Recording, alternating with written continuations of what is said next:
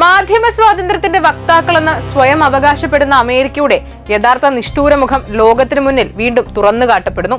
സ്വന്തം സൈന്യത്തിന്റെ കഷ്ടപ്പാടുകൾ പുറത്തു പറഞ്ഞതിന് അമേരിക്കൻ പ്രതിരോധ വകുപ്പായ പെന്റഗൺ തങ്ങളുടെ തന്നെ പ്രമുഖ പത്രത്തിന്റെ മുതിർന്ന ഉദ്യോഗസ്ഥരെ കൂട്ടത്തോടെ പുറത്താക്കിയിരിക്കുന്നു. പെന്റഗണിന്റെ ഈ സ്വേച്ഛാധിപത്യ നടപടി അന്താരാഷ്ട്ര തലത്തിൽ വൻ വിവാദങ്ങൾക്കാണ് വഴി തുറന്നിരിക്കുന്നത്.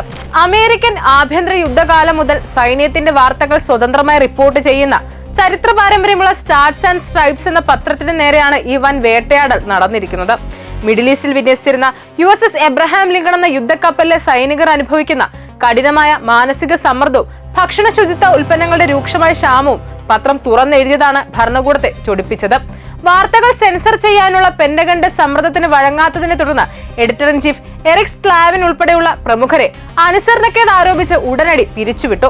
തങ്ങൾക്ക് ബാധ്യത കേവലം വായനക്കാരായ സൈനികരോടും ജനങ്ങളോടും മാത്രമാണെന്നും ഭരണകൂടത്തിന്റെ താല്പര്യങ്ങൾക്ക് വഴങ്ങാത്തതിനാണ് തങ്ങൾ പുറത്താക്കപ്പെട്ടതെന്നും റിപ്പോർട്ടർ ലാറ കോർട്ടെ സോഷ്യൽ മീഡിയയിലൂടെ വെളിപ്പെടുത്തി. അതേസമയം കപ്പലിലെ അവസ്ഥ മോശമാണെന്ന വാർത്തകൾ പൂർണ്ണമായും തെറ്റാണെന്ന് വാദിച്ച് ട്രംപ് ഭരണകൂടം രംഗത്തെത്തി.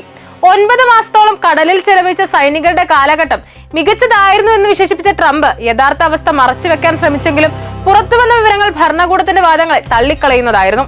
പെന്റഗന്റെ ഈ അടിച്ചമർത്തലിനെതിരെ നാഷണൽ പ്രസ് ക്ലബ് ഉൾപ്പെടെയുള്ള അന്താരാഷ്ട്ര മാധ്യമ സംഘടനകൾ ശക്തമായ പ്രതിഷേധവുമായി രംഗത്തെത്തിയിട്ടുണ്ട്.